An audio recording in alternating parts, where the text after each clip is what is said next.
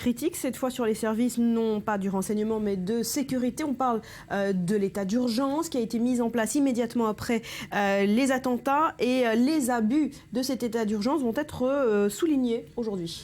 Oui, absolument. En fait, l'état d'urgence a été voté à la quasi-unanimité des parlementaires français. Regardez quelques chiffres fournis par les services officiels français. Alors, depuis l'application, 2500 perquisitions administratives, 305 personnes interpellées, 267 personnes placées en garde à vue, 354 personnes assignées à résidence et 398 armes saisies. C'est probablement le chiffre le plus important puisque des armes en circulation, c'est jamais bon. Donc, il y a 2 commissions parlementaires à l'Assemblée nationale qui sont censées surveiller les abus de l'état d'urgence, mais elles n'ont pas encore commencé à travailler. Et du coup, c'est sur Internet qu'on apprend bien les bavures des policiers et les critiques. On apprend par exemple que des policiers ont fait preuve de violence lors d'interpellations de personnes qui étaient non armées, qu'ils ne se battaient pas et qui étaient allongées sur le sol. On apprend que des portes ont été défoncées alors que les personnes voulaient elles-mêmes ouvrir la porte et qu'on leur a même pas laissé l'occasion. On apprend que des personnes ont été arrêtées par erreur et on apprend également que des écologistes ont été assignés à résidence pour les empêcher de manifester à la COP21 alors que l'état d'urgence a été dirigé contre les terroristes. Toutefois, le soutien populaire à l'état d'urgence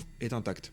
Alors justement, dans le cadre de l'état d'urgence, dernière information importante à retenir ce matin, Julien, la sécurité dans les transports débattue aujourd'hui au Sénat. Oui, pourquoi est-ce qu'on a appris tout de même que des chauffeurs de la RATP étaient fichés S, donc il y a une vraie inquiétude, notamment de projets d'attentats. Alors en fait, le projet qui est étudié aujourd'hui à l'Assemblée nationale est un projet socialiste. Il prévoit de renforcer les pouvoirs des agents internes à la SNCF et à la RATP qui pourront travailler armés, même en civil. Il donne plus de pouvoir aux agents de la RATP, de sûreté de la SNCF, qui ne sont pas des policiers. Et du coup, se pose notamment la question du recrutement et de leur formation pour savoir est-ce qu'ils sont prêts et habilités à faire face à ce genre de situation. Ils pourront également fouiller les passagers. Ceux qui refusent pourront se voir refuser l'accès au train. Voilà, débat aujourd'hui à l'Assemblée, non au Sénat. Merci Julien.